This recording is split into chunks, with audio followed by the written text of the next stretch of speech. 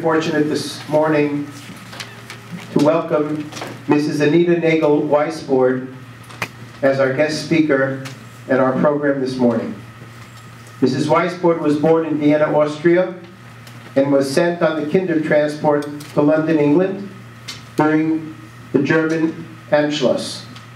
She was featured in a documentary film entitled Vienna's Lost Daughters, and is the vice president of the KTA, the Kindertransport Association, a non-profit organization that unites child Holocaust refugees and their descendants, and also gives honor to those who made the Kindertransport possible. Mrs. Weisbord is a prolific speaker and has been interviewed numerous times on the topic of the Kindertransport, and serves as a docent at the Glen Cove Tolerance Museum. We're also very grateful that Mrs. Weisbord graciously agreed to serve as one of the participants, one of the Holocaust survivor participants in our Names Not Numbers program, and has allowed herself to participate and be interviewed by our students here at Yeshiva Har Torah. We're very grateful to Mrs. Weisbord for taking the time. Today is a very busy day, yet Mrs. Weisbord sees the tremendous importance and her mission to transmit her story to the students, to children, to make sure that her story is not forgotten. Please give your attention and a warm welcome to Mrs. Anita Weisbord.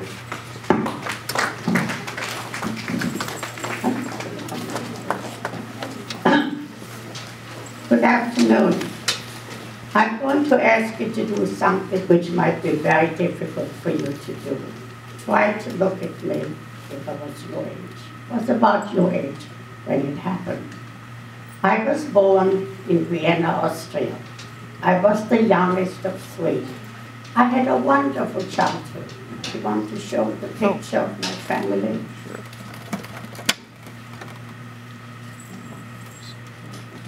See it very well. We'll grab lights.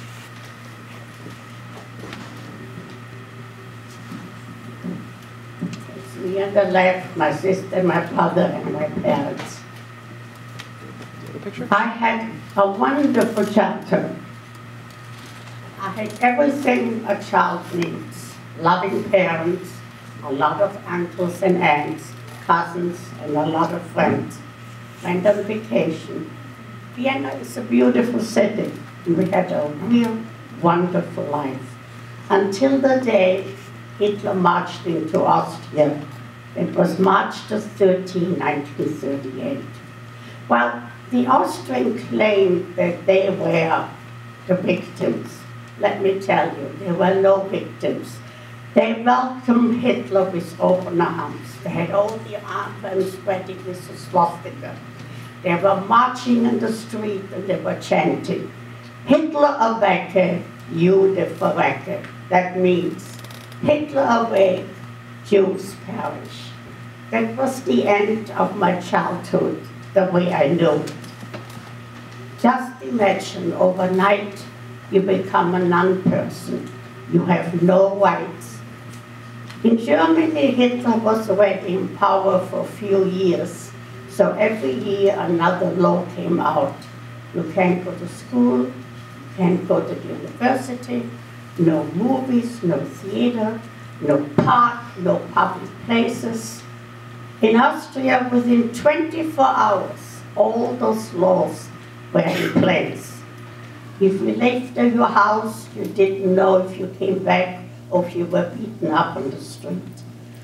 And then came Kristallnacht. I'm sure you all learned about Kristallnacht, the night of the broken glass, where they built all the synagogues in Austria, in Germany. They looted Jewish businesses. That's why it's called the night of the broken glass, because they broke all the windows. They came into our apartment, arrested my father, who ended up in Dachau concentration camp. Beat up my mother, smashed some furniture, and helped themselves to whatever they want. Well, you would think you called the police. You couldn't. They were one of them. There was absolutely nothing you could do. Your friends who've been friends all your life were afraid to talk to you because they weren't allowed to speak to Jewish children or to anybody. My mother realized that she has to do something. She has to save her children. My brother, who was in his early 20s, and his so-called friends were going to come for him, he went illegally to France. Well, in Europe, you need identity cards. Of course, he had none. And one day, the police stopped him and asked him for papers. Let me tell you, the French police were as bad as the Germans. And as he had none, they were going to send him back. You can just imagine what would happen to him if they would send him back. So he joined the French Foreign Legion and ended up in Africa. Now I have to tell you a piece of history. Right after Kristallnacht, Hitler waited. How will the world react?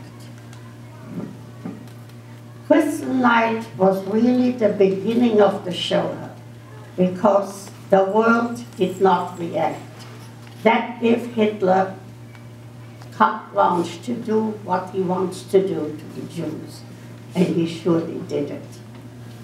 Except there was one country who had some compassion, and that was England. Right after Kristallnacht, they had a debate in Parliament. What could they do? There was unemployment, depression in England, like in the United States, but they decided to take in an unspecified number of children. They had to come along, be under 17 years of age. That was called the Kindertransport. Now, in this country, there was Senator Wagner and Congresswoman Waters who proposed a bill to bring in 20,000 children. It never came to the floor of the Senate. It was killed in committee. One senator said, remember, those children will grow up and take our jobs away. Another senator said it's against Christian belief to separate children from parents. It was killed in committee. I remember distinctly my mother and my aunt had 4 children, having a violent argument. My aunt called my mother a rotten mother. How can you send your children away? How can you do that? Do you know, until I became a mother, did I realize they were both right. What does a mother want to do? What does your mother want to do? Hold you close. That's what mothers do. But I believe my mother gave birth to me twice. When I was born, and when she had the foresight and the strength to send me out on the Kindertransport.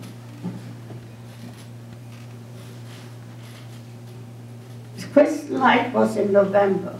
On December the 2nd already, the first troop came to England.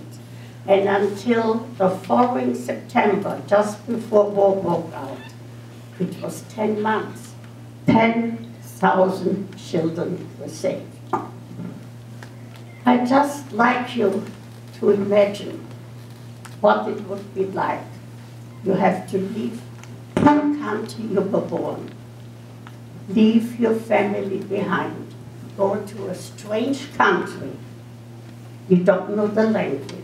You don't know who's going to take care of you.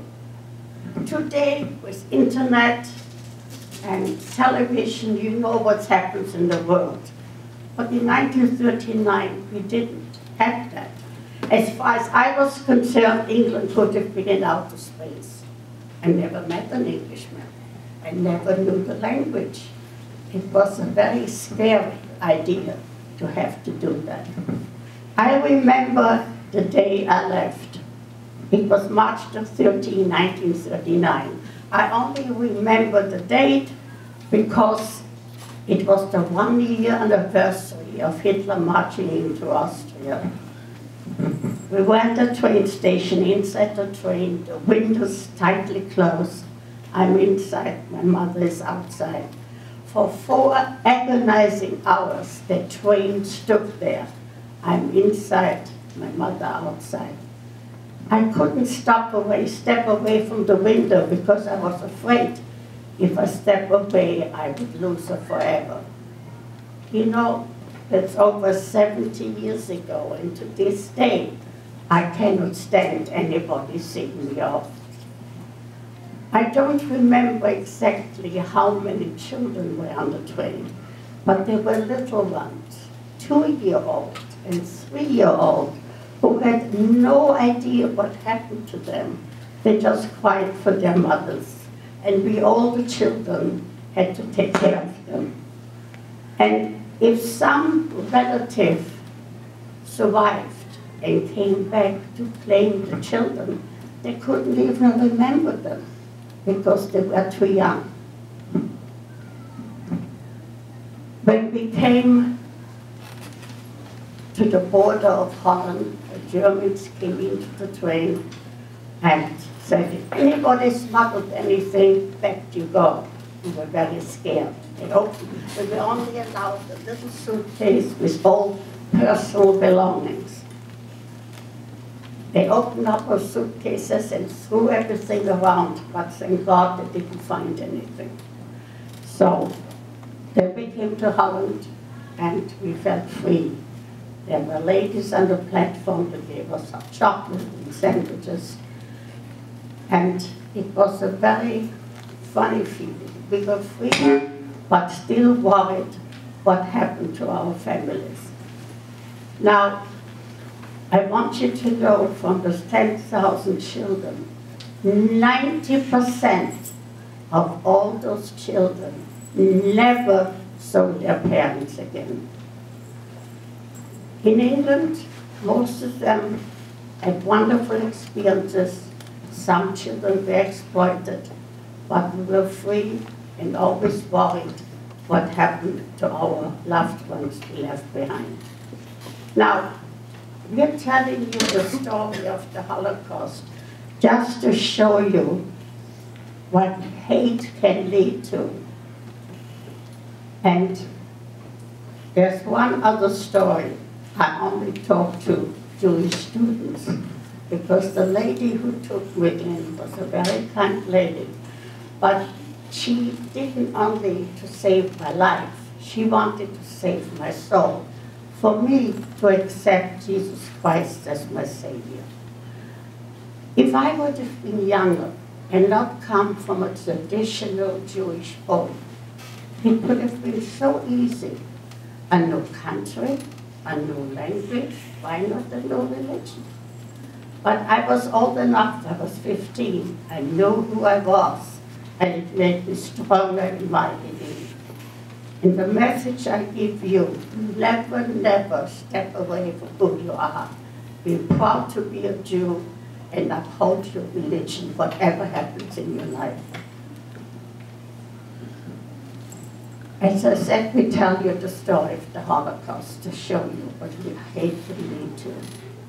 I know I didn't go through the horror of the camps, but I think any child at any age who has left everything behind, go to a strange country, not knowing who's going to take care of them, it's not easy.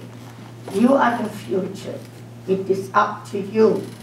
It should never, never happen to another child. Thank you.